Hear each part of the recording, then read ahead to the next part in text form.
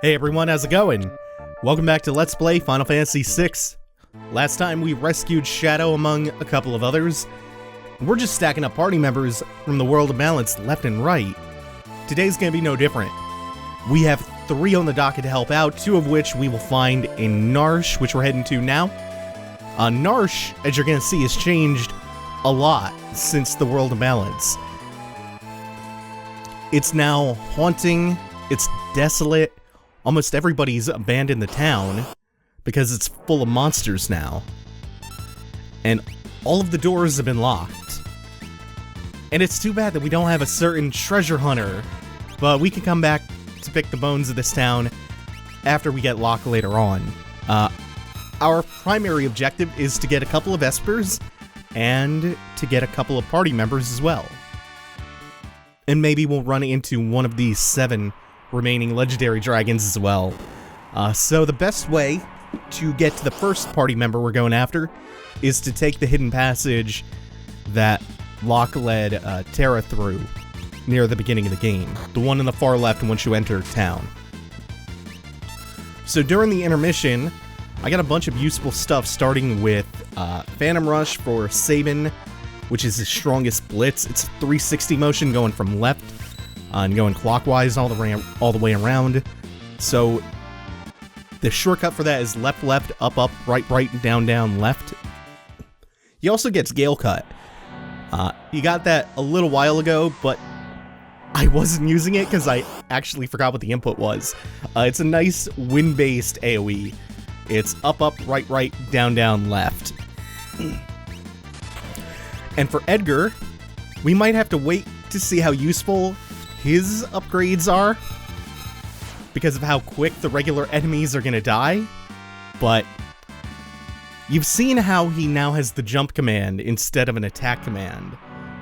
That's because he's rocking a pair of Dragoon boots that turns him into a Dragoon, like Cecil. Jump does 1.5 times the amount of damage as the attack command. Might see it on him. Actually, no, he's not gonna live.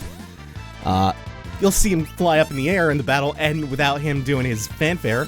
But what we will see is Phantom Rush, which will hit unbelievably hard. 6k for this point in the game. We're like level 35. I've not really been stat boosting either. So Jump, again, does 1.5 times the amount of damage as the attack command. And with a spear, because you can't be a proper Dragoon without a spear, it does twice as much. We also got that relic from betting in the Colosseum, the Dragon Horn. This is a synergy item for Dragoons. Oh, these are fuckers. They silence, and I think they counterattack spells with zombie. I hate them so much. Anyway, that relic called the Dragon Horn, it's a phenomenal relic because it makes your jump command hit between 2 and 4 times. In other words, at a minimum, it doubles your jump damage, which is already hitting twice as hard as a standard attack with a spear. And in the best case scenario, it quadruples it. It's insane. So I think we went ahead right down here, and this spills us out into another familiar looking room. This might look like the same maze room we were just in, but there's no door at the north end. Instead, it continues on in the cave network. And this is a familiar place. This is the Moogle hideout from before. And we find Mog hanging out down here. Really a fitting place for him. So as soon as you find Mog in the caves in Narshe, which is really easy to do, you get him back right away. But there's something that's more useful than just Mog himself. You have to examine the wall that he is staring at. You get the Malulu charm. This charm, I'm like 99% sure it can only be equipped by Mog, so you still need to have him around, but this charm is your Final Fantasy VI equivalent to the encounter Nun that you would learn in like FF8. where you don't have to deal with random battles while you have it on. But again, only Mog can equip it. So if we don't have him in the party, we don't get that benefit. But we're going to spend some time with Mog, so it'll be useful. There's also one late game optional location in the game that the Moogle charm kind of breaks. Let's see, these dogs, I think there are some of the rare enemies here that don't absorb ice magic, but they're still weak to fire anyway. So if you don't get Gale Cut as your first attack, might as well Fyra or Fyraga them. So now we're not done with Narshe. We want to head straight north this time to where we made our stand against Kefka in the beginning of the game. I guess a better frame of reference for where we're going would be where we found the Frozen Esper a couple of times. You know what I think the most busted thing about the Moogle charm is? It's like it casts haste on me because I get to edit these FF videos so much faster.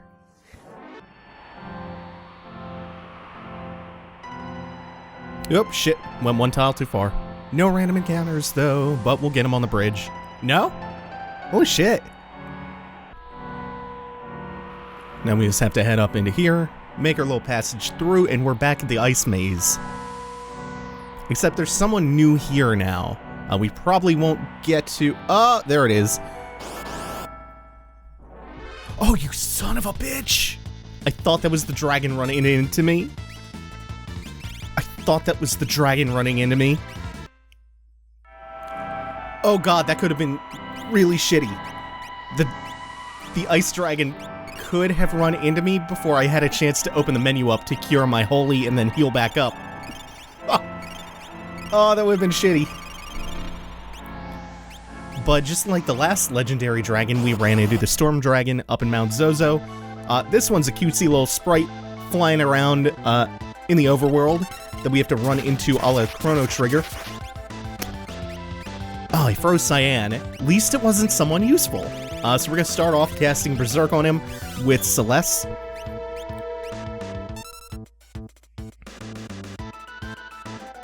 Berserk will buff his physical damage output, but it makes it so he can only attack physically, which isn't very threatening. The Ice Dragon would normally get most of his damage in with Blizzards, Blizzagas, stuff like that. And also freezing your party members one by one. Oh, and if you... Oh, yeah. It's like a jump command for the rest of the party. Then we got Edgar doing his thing. Only 2 hits, but it's still like almost 4,500. If you really want to neuter this whole encounter, throw out Phantom afterwards or cast Vanish on everybody, and while the dragon's under the effects of Berserk, he just won't be able to do any damage whatsoever. Also, I haven't even put that much work into Edgar and he's hitting really hard. If you put some actual effort into grinding and stat boosting with Espers, you can have Edgar easily hitting 20 or 40,000 damage jumps with this setup. This is just the tip of the iceberg. I said before you can't break FF6 quite as hard as 8, but that's largely because it requires a lot more time before you can start breaking the game. And you have to invest more time to min-max if you really want to hit the upper limits of broken shit. But have no doubt, you can do a lot of busted-looking stuff in 6. There's a spell called Quick, which doesn't even require any special setups. It's just a late-game Esper that you need to get to teach it to you. You'll see bullshit from that.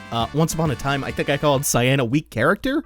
Well, you can turn him into a monster with some stat boosting and the right equipment. And by monster, I'm talking about making him hit up to like 80k with a certain quest, side quest relic in the Genji glove plus his strongest weapons. You can turn his attack command into Squall's Lionheart Limit Break. Oh, and that reminds me, Realm apparently has the highest base magic stat in the game. I don't know how I never picked up on that. Like, I never knew that before. I guess because I don't use her that much because of her shitty jump command. I may have just ignored or overlooked that, but thank you everybody who corrected me on that. I'm still probably not going to use Realm that much, but we'll at least show off her stuff a little bit once we get her back. So we're coming up on the Esper that has played the biggest role out of any other Esper in the story so far. And it's done so from inside a block of ice. The frozen Esper Valagamanda. We're finally gonna fight it. It has very strong ice-based magic, the ability to freeze people solid, one party member at a time. It's weak to fire. Very standard, obvious stuff.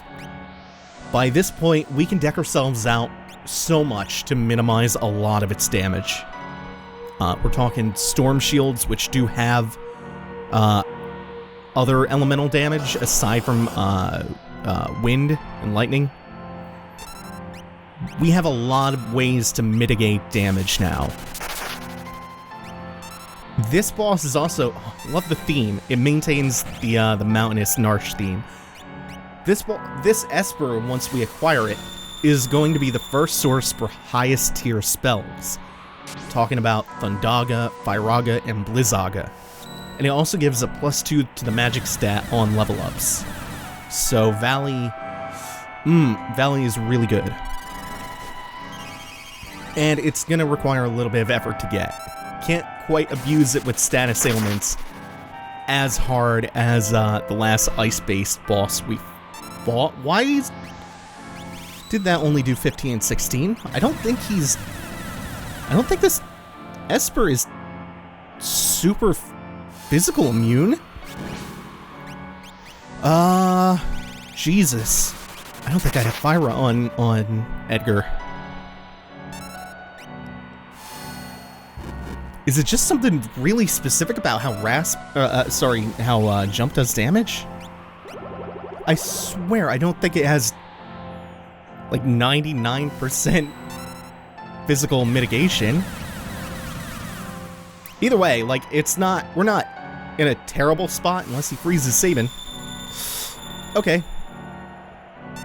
I would still not call this the worst spot in the world. Worst case scenario is it just takes a little bit longer to kill him. Or to beat him. Let's see how that does. Oh, that did fine. And Drill, I'm pretty sure, does physical damage. Yeah, I'm not sure what happened with that interaction with Jump on him. No. I am sure one of the lovely commenters will explain what happened. You humans freed me from the prison of ice. Finally, it recognizes that we possess Magicite. And it's been frozen all this time since the years of the War of the Magi. Isn't that something? But once we beat it down enough, it comes to its senses, joins the party, we get Valagamanda.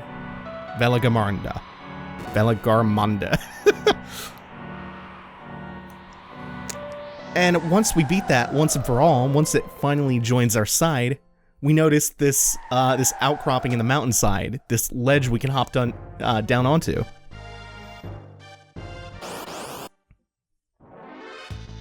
Oh, and we do get new enemies. Oh shit!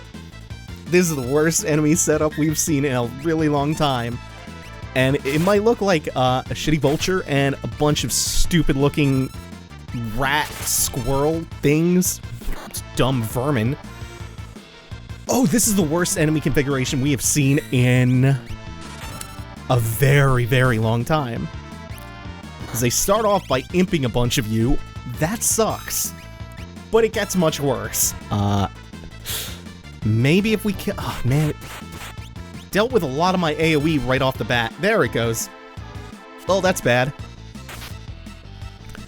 Now, granted, I don't think I'm in too much danger of wiping, but this is really, really annoying.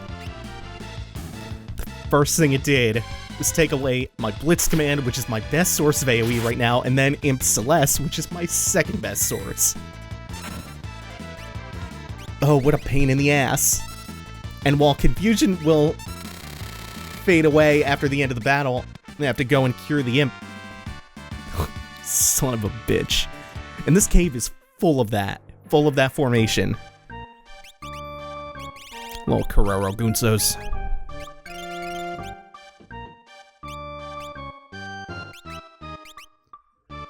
Well, at least it isn't zombie. If they could throw a zombie at you on top of that, this would be my hands down my least favorite part of the whole game. I cannot tell you how much I don't like zombie in FF6, and it's prevalent. It is really common. We've seen it be a pain in the ass frequently. So we are now on the underside.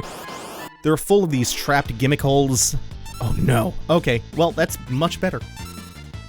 That thing stands little chance at all. Good. There are a bunch of trapped holes in this cave that you fall through when you approach them. They are denoted by the floor being slightly tinted wherever there's going to be a hole. So the goal here is to find your way onto the top of the bridge without falling through to the underside. Once you get up there, you can follow that bridge on my right all the way over to where we're trying to go. And this should be okay. Ah, no. Wait. No, I know where I'm going. Because you can get up on the bridge that way, but I think there's still treasure I can get. Or, No, there's one treasure chest in the lower left I didn't get yet. And this one has the gauntlet. We didn't really need another one, but that's okay. There is nothing too crucial you can miss out on, but I'm trying to be thorough. Oh god! Yeah, the thing about the vermin being the worst enemies we've run into? Oh shit, it's Tonberry. I don't know how many of you are unfamiliar with Final Fantasy. Looks can be deceiving if you think this thing looks like it's not a threat. Holy shit, it just killed Edgar. And it's probably gonna survive this. Oh, this is real bad. It shouldn't kill. Okay, good. Oh boy. Yeah, Tomberries are a real problem. They always are. Fucking Tomberries are scary. Just 1-on-4.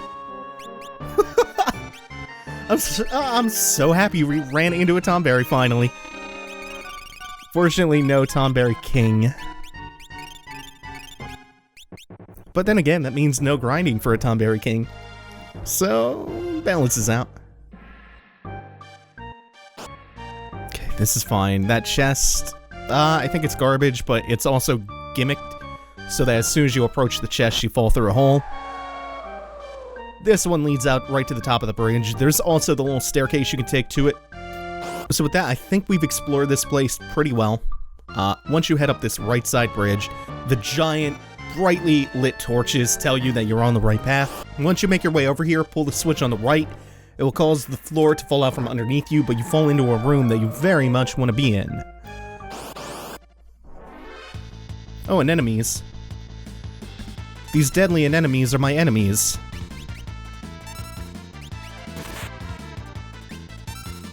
I will use Gale Cut on the enemy anemones if they threaten me. At least there aren't 70 enemy anemones to threaten me. I wonder if these anemones are friendly. Blessed be the anemones. They use Mega Volt to try to heal themselves. It's really pathetic. They don't do very much. Oh, that's so stupid.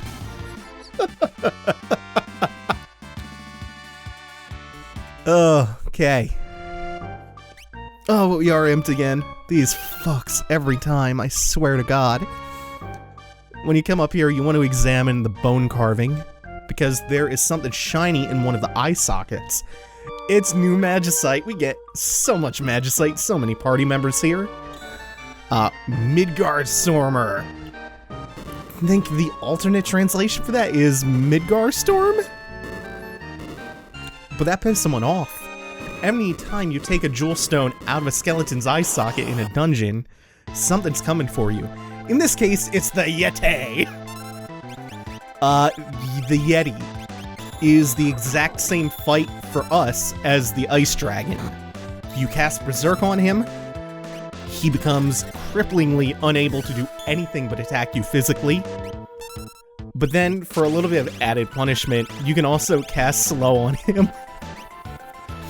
Otherwise, I think he behaves similar to the last two bosses we fight. with the ice-based magic. He has a couple of counterattacks he can do, physical-based ones. But he is not capable of doing a whole lot of damage, which is going to be his downfall. Especially with the status ailments on him.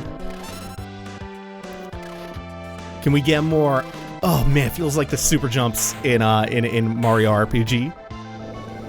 That's it. That's really simple. He has by far the least amount of HP out of the 3 bosses we fought so far this episode. And it's so pathetic. In fact, we only get 10 gil for beating him. I feel like such an asshole. I had to go back to the ship to get Mog. Mog did mention this Yeti, by the way. He did tell us that he was down here and that Mog is his boss. This is a brand new party member. One of a couple we find out in the world of Ruin. This super strong Sasquatch is Umaro. Umaro, I think, is a fan favorite because he is a goddamn Yeti. And he joins your party. And gets bossed around by this cute little Moogle, his mascot character. Me wait for you in Big Airship. Yep. Hey, Gao has a friend now. And we make the fall, and we're back in Central Narshe. But we aren't done quite yet. What's the fastest way down? I guess I could actually just warp out of town. Warp is such a damn useful spell. We still have one more thing that we want to accomplish today. Because all in all, this didn't take very long. Even though I did have to make my way back here. With Mog a second time. Now, we're gonna go reconfigure our party. Get the normal Edgar, Sabin, Celeste, Cyan party. We'll be playing around with Umaro next time. Possibly Gao as well.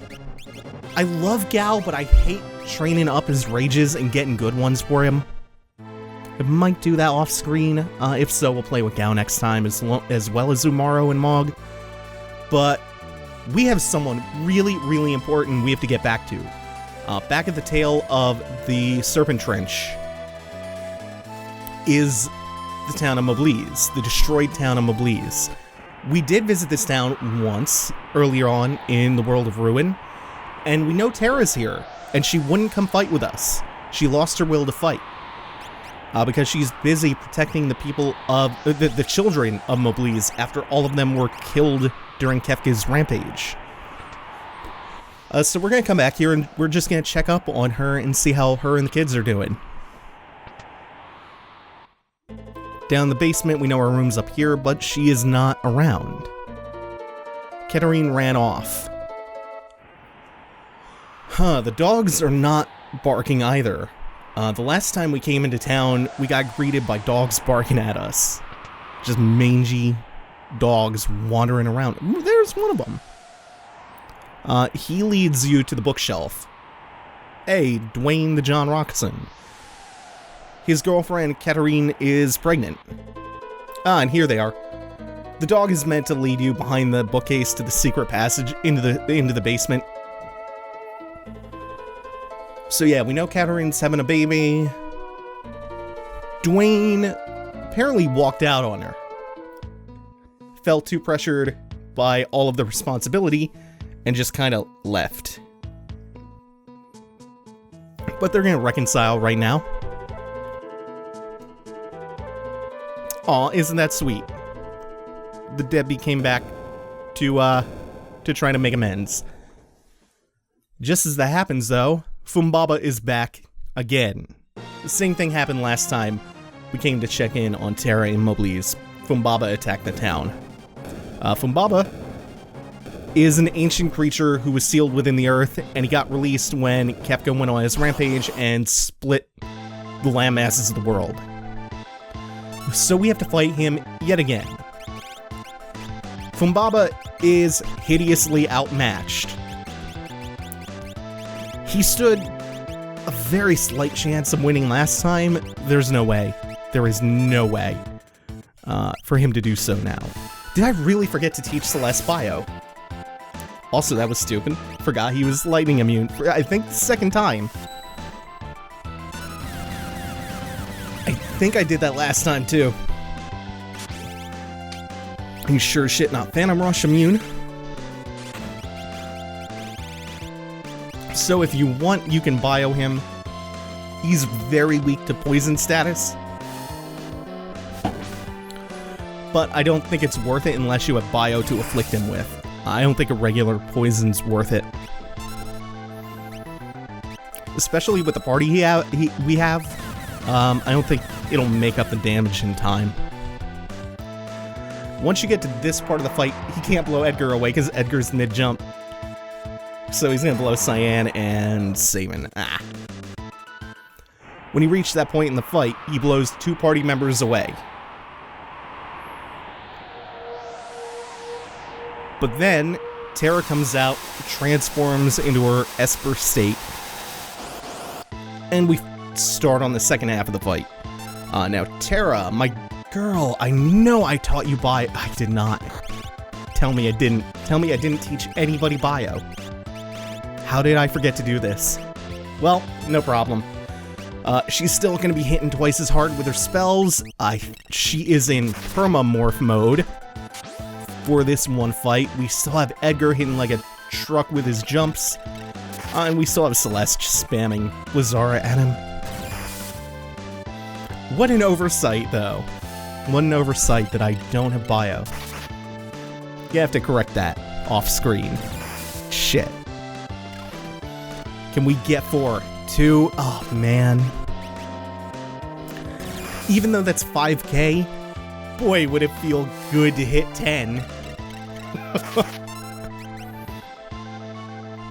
Fumbaba has quite a lot of HP, too. I think he has, like, 60k, but that might be split between the 2 forms, the one we fought before with Sabin and Cyan and the one we're fighting now. All things considered, since Celeste doesn't know bio, 2, 3, oh no, oh man. All things considered, I would have preferred he blew away Celeste and kept Sabin around. Sabin could hit much harder. Just speed things up a little bit. But that's it. Like I said, his damage output is not very high. His damage output is in fact pathetic. And now that we've helped Terra out of her bind a second time dealing with Fumbaba, save the kids in the town once more, she no longer has that particular threat roaming around to worry about. And there are some quote-unquote responsible adults in the town, at least in Dwayne and Katerin. Even though their level of maturity is kind of suspect. But with Fumbaba out of the way permanently, and us saving the day again, that frees... Oh, and this is the first time they've seen her in her Esper state. This bestial state. It frees Terra up to once again go roam the world and help us fight against Kefka.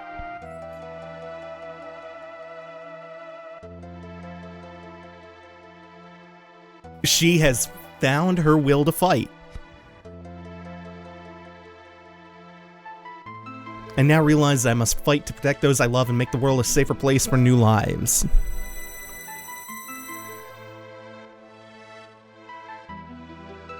It's broken that she can just fly. And yet she doesn't have auto float status on in battle. Your mama has to go away for a while. I'll return when I feel your future is guaranteed.